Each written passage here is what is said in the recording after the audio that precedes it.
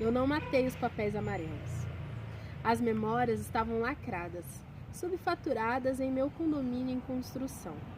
Lá no topo do morro, onde o frio canta grave, cavei profundamente até sangrar. Na terra úmida enterrei o baú. Semanas depois, vi a terra rachar. Eu caminhei até o cemitério particular, para me certificar, sim. Estão mortas, perfeitamente mortinhas. As memórias estavam confinadas, desdenhadas por mim. Eu não fazia questão de mantê-las aqui dentro do fígado, corroendo minha felicidade. As memórias, não perdi nenhuma delas. Parei de visitá-las, lucrei com as memórias. Fiz-me borrão em cada frase, cabeça balançada na tentativa de tornar o sono leve. Ainda que no terreno mais alto, para que, mesmo mortas enterradas, ficassem distantes do lençol freático e não contaminasse minha água, meu sangue. Não surtiu efeito. Elas voltam, em carne, osso e cheiro, sempre voltam. Em fluidez e mau agouro, em passeata vingativa, protesto na avenida. Por mais que eu tente escapar, elas viverão, enquanto eu estiver viva. Primeira pergunta é: quem é Flor Priscila? Meu nome é Priscila Assis e eu criei a Flor Priscila, a Flor vírgula Priscila. Eu brinco que é a minha pausa dramática. Então é Flor Priscila. Eu criei essa escritora porque eu sentia que eu queria fazer coisas, experimentar coisas na arte e na escrita. E eu precisava essa separação de quem é a escritora para quem é a Priscila, que muitas pessoas já conheciam, mas que quando liam algum trabalho meu falavam: nossa, eu não imaginava que você tinha essas ideias, umas ideias muito doidas, umas coisas diferentes. Então, gente, coisa de artista, vírgula, não me pergunte, coisas de artistas vocês entendem, eu sei que vocês entendem, é isso, tem coisa que a gente olha e fala, é isso, tem a ver comigo, achei interessante. Eu nasci em São Roque, é uma cidade do interior de São Paulo, e eu mudei de cidade várias vezes, então eu morei na Bahia também, atualmente moro aqui em Tatuí, conheci outras cidades. E todas essas mudanças, elas me ajudaram não só me ajudaram a escrever, na verdade elas influenciaram em todo o meu processo artístico, porque eu conheci culturas diferentes e tive esses choques, então eu escrevo muito sobre isso. Minha família é da Bahia, do interior da Bahia, minha mãe é da cidade de Maracás e meu pai nasceu em Mutuípe e foi criado numa cidade chamada Entroncamento de Jaguaquara. E eles são de lá da Bahia, então eu tenho essa cultura também baiana, né, presente, e trouxe isso para minha arte. Então os meus textos têm elementos da Bahia, típicos de lá, tanto na comida, então nas frutas que os meus personagens comem, nas lembranças deles também, que se mesclam com as minhas lembranças pessoais, então aí tem um pouquinho da Priscila no meio, né, da escrita. Pessoas que eu conheci, que aí eu transformo em personagens, sempre com uma pitadinha, né, uma pitadona de ficção, que é bom também. Cenários. Então eu tento trazer essa questão dos cheiros dos lugares. Então cada lugar tem um cheiro, cada cidade tem um cheiro. Então Valença, que é onde eu morei na Bahia, ela tem cheiro de cravo e peixe, porque é uma cidade que produz cravo, né? Planta cravo e tem lá uma distribuidora. No centro da cidade tem uma distribuidora de cravo gigantesca. Então todo o centro da cidade cheira a cravo e peixe, porque tem um porto também no centro. Então esses detalhes da memória eu trouxe para minha arte também. Então tem textos que eu tento trazer isso, fazer as pessoas pensarem na infância e pensar no cheiro dos lugares, no sabor das frutas. E cada lugar tem o seu elemento especial. Então seja na hospitalidade das pessoas, que dá para transformar isso em texto também, com os diálogos, com as descrições, os lugares, como esses ambientes são, as casas, os detalhes das casas. Cada cidade tem um estilo próprio das casas. Tem casas que tem cidades em que as casas todas são muito gradeadas, como Valença. Então é muito raro encontrar uma casa lá que não tem uma grade na janela, na porta. E aqui em Tatuí até que eu não vejo tanto isso. Eu vejo casas no centro, por exemplo, que não tem grade. Então essas diferenças, né, dos lugares, dos costumes de cada lugar, eu acho muito importante trazer para o texto, porque é isso que enriquece o texto. É isso que dá aquele tchanzinho a mais, que faz a pessoa, nossa, olha, eu lembrei de tal lugar que é assim também. Faz a pessoa acessar a memória, tanto uma memória muito antiga, quanto uma memória um pouco mais recente também, né? De uma viagem que fez em tal lugar, tinha isso também e tal. Então é isso, gente. A minha escrita é recheada de detalhezinhos. A pergunta é como e quando você começou a se interessar por literatura e quais suas principais referências literárias? Eu comecei a me interessar por literatura desde criança, desde pequenininha mesmo, na creche, com gibis, com revistinhas, e eu sempre gostei de inventar historinhas. Inclusive eu encontrei o que pode ser, né, o primeiro verso que eu escrevi na vida.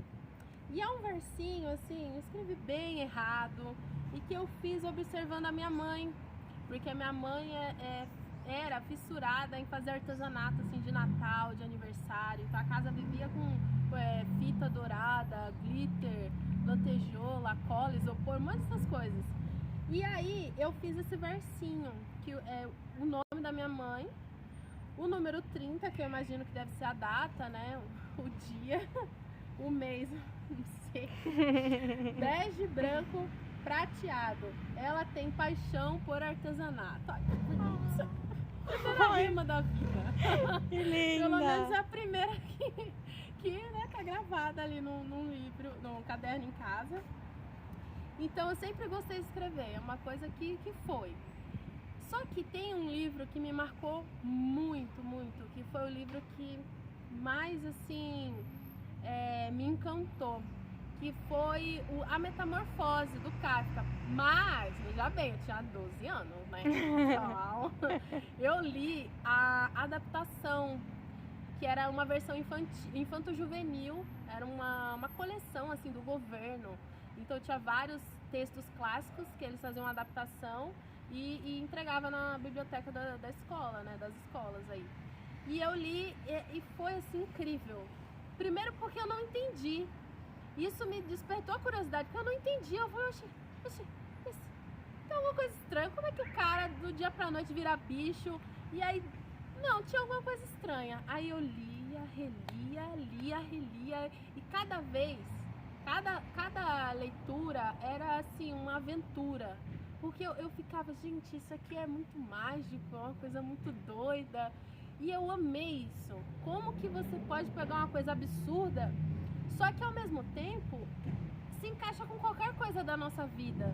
A dificuldade ali que a família do Gregor tinha de lidar com a mudança, isso a gente pode trazer para o presente. E assim, fala sobre várias coisas, várias questões sociais. Então a dificuldade de lidar com o diferente, com o inesperado, com o absurdo, era muito incrível, questões familiares. E aí a existência, né? O que é a nossa existência? Será que a gente deixa de existir quando a gente se torna alguma coisa completamente diferente do que a gente era? Tipo, se eu mudar, amanhã eu mudar, resolver ser uma outra pessoa, com outra roupa, com outro estilo, será que eu vou deixar de ser a Priscila? E aos olhos dos outros, principalmente. Então eu ficava me perguntando, esse livro me marcou demais.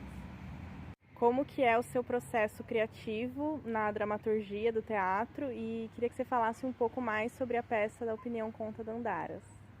Ok. O meu processo criativo para a Opinião Conta Dandaras foi um desafio, porque foi o primeiro texto do teatro que eu fiz, e ele foi uma escrita coletiva. Então, além de ser novo, em gênero, né, por ser teatro, era novo porque até então eu só escrevia sozinha. Aí, de repente, outras pessoas estavam escrevendo junto, outras ideias, era muita cabeça pensando junto. Então, foi um desafio por conta disso. Por ser uma escrita coletiva, era um jeito diferente de escrever. Eu não penso em a cena, né? Eu penso o texto ali, os diálogos. E aí já vinha outras pessoas que já são do teatro, eu não sou do teatro, né? Então eu me meti aí, caí meio de paraquedas no teatro. Mas eu não tenho essa formação, eu tô aprendendo agora. Então é engraçado, porque outras pessoas já pensavam na cena e eu falava, nossa, mas vai dar certo isso? Vai dar certo, vai ficar lindo, vai ficar maravilhoso. E eu não consegui imaginar. Eu não consegui imaginar a cena, aquele texto encenado. Eu falei, gente, mas será que vai dar certo? E aí depois que eu vi, que eu entendi o processo, aí eu falei, opa, agora eu aprendi, estou aprendendo como é que faz. Mas foi gostoso porque a parte histórica do Opinião foi assim uma delícia pesquisar. Eu tinha uma pasta assim com dezenas e dezenas de artigos, reportagens, muita coisa. Então foi muito gostoso. Era tanta informação que a gente teve que ir filtrando. Foi muita coisa. Então essa parte da pesquisa foi a parte que eu mais gostei, porque eu aprendi pra caramba. Além de já estar aprendendo a escrever com outras pessoas, criar com outras pessoas, eu aprendi mais sobre a nossa história preta, né? Então foi mágico. E o Canavial da Esperança, ele já foi um processo mais cômodo pra mim, porque já não foi uma escrita coletiva. Então era eu, minha cabeça e a cabeça do Davi. Duas cabeças só pensando. Foi um pouco mais fácil, porém ele é muito denso, né? Para Paulo Freire é uma baita responsabilidade, então isso me assustava um pouco. Poxa, falar sobre Paulo Freire, né? Mas o que pode ser falado, né? Já foi falado tanto sobre Paulo Freire, o que mais a gente pode falar, o que mais a gente pode apresentar sobre ele? Aí acabou que as coisas foram rolando, as ideias foram fluindo, a gente trouxe outras referências também. Então a gente falou sobre o sertão, sobre a pessoa nordestina, a alma nordestina, a energia. Então a gente falou sobre alfabetização, falamos sobre ditadura. Então o texto ele foi assim, se moldando. Ele tomou vida e foi indo, e a gente indo junto. Então foi bem gostoso. Foram dois processos diferentes, só que eu aprendi bastante com os dois. O que você diria assim sobre o papel de uma literatura e um teatro negro atualmente? Bom, infelizmente continuamos com a mesma resposta que o TEM, por exemplo, que é o Teatro Experimental do Negro, teve que responder quando se montou, né? Quando surgiu, que é a questão da representatividade. São duas questões: a representatividade, a imagem, né, ser visto, e não só isso, mas o protagonismo da história. Como que a gente conta a história? A gente vai contar a história ou recontá-la? Porque tem muitas coisas do nosso Brasil que a gente precisa não só contar, a gente precisa recontar, refazer, passar a borrachinha e fazer tudo de novo. Ó, não foi assim que aconteceu, não, foi assim. Então eu acho que a dramaturgia, não só isso, a literatura como um todo, né, que tem esse viés racial, ele é fundamental para isso, para que a gente possa não só interpretar as nossas histórias, nossas vivências, a nossa cultura, mas também recontar essa história. O que aconteceu? Será que foi assim mesmo que aconteceu? Será que os livros de história não ficaram um pouco ultrapassados, não estão meio erradinhos? Então eu acho importante a gente trazer essas narrativas diferentes e muitas vezes corretas, né? Porque na escola, por exemplo, a gente aprende que os africanos vieram porque os índios eram preguiçosos. Eu aprendi assim, né? Porque os índios não gostavam de trabalhar e eles precisavam de mão de obra, e é isso. Então a gente tem que recontar, eles não vieram, eles foram trazidos para cá, foram sequestrados para cá, E é lógico que não foi por conta dos índios, né, serem preguiçosos. Então tem muitas coisas da nossa história que a gente precisa rever, buscar fontes muito mais confiáveis, e essa forma nova, né, da nossa geração da agora, né, eu acho mágica, porque a gente consegue unir várias formas de arte e contar isso. Então, no teatro a gente tem a escrita mesmo, mas a gente também tem a música. Hoje em dia a gente, poxa, com o celular a gente já grava, já espalha isso para outras pessoas. Então tem um alcance gigante e eu acho que a importância é essa, é firmar a nossa imagem e uma imagem positiva, porque a gente tem representatividade, sim, só que em aspectos totalmente negativos de personalidade, no sentido social, e a gente precisa mostrar também coisas positivas. Então a gente não precisa só ter ali numa peça de teatro, ou num filme, ou na novela, um negro só como o bandido, como o traficante, né? Ou como o garçom, o motorista, o segurança. A gente pode ter outras narrativas também. Claro, não desmerecendo nenhuma profissão, mas é importante ter outras narrativas, porque somos vários, temos várias profissões e conhecimentos, isso é importante.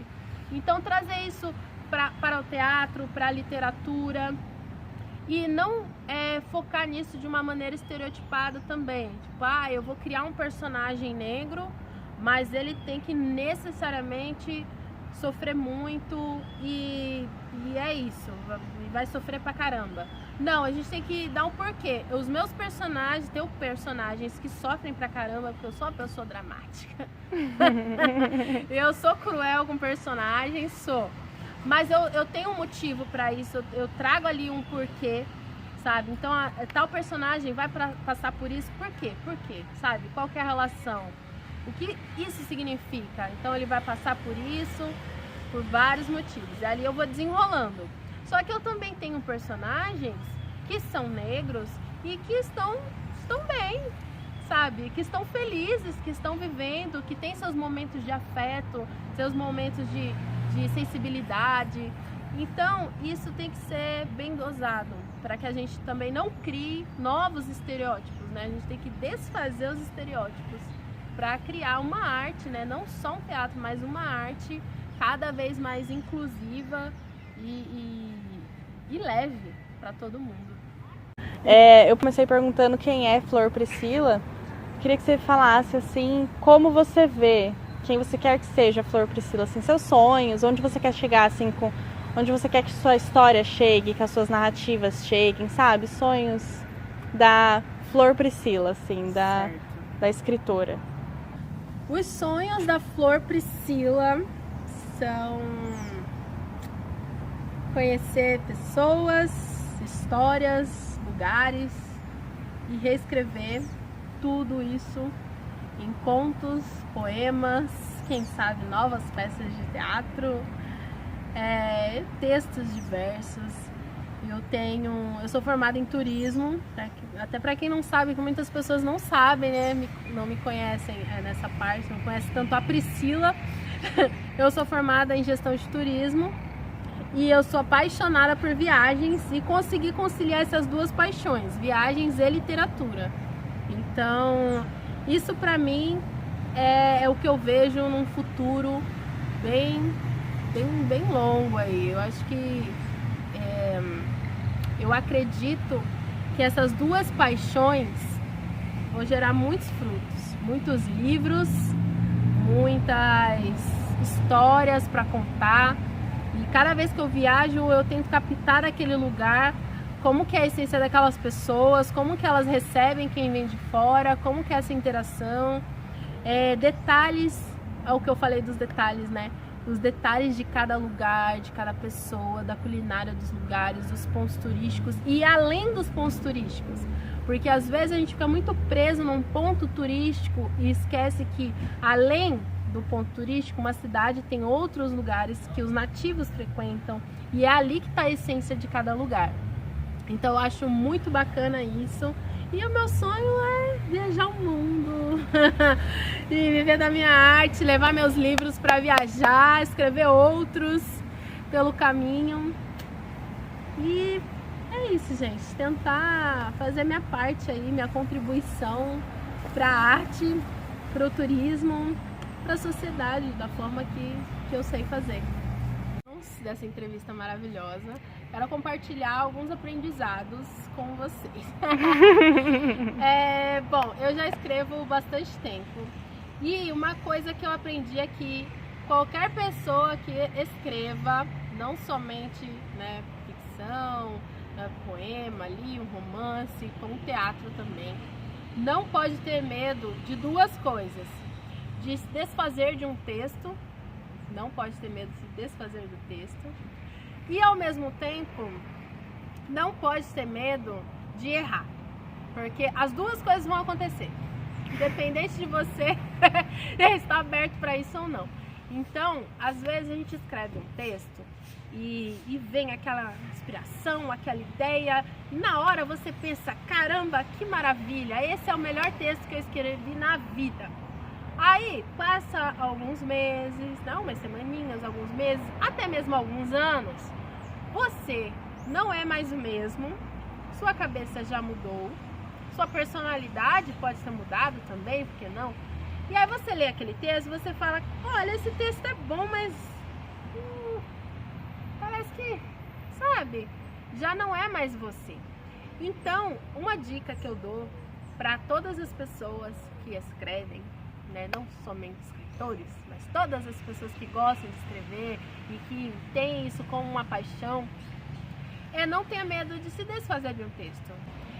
E outra coisa, o medo de errar. Às vezes a gente, não sei, eu falando, eu sei que eu sou doida falando. Eu sei que eu sou a pessoa mais espalhafatosa falando. Só que quando eu vou escrever, é um momento assim de solitude, é um momento de silêncio, um momento de concentração, porque eu tento olhar para dentro de mim e eu não tenho medo de errar. Poxa, eu escrevi uma palavrinha errada, eu vou, jogo lá no Google, pego um dicionário, aprendo como é. Então a gente vai errar sim o tempo todo, faz parte. E é isso, gente, não só na escrita, mas na arte no geral. E a minha principal dica é: deixe o seu coração falar por você.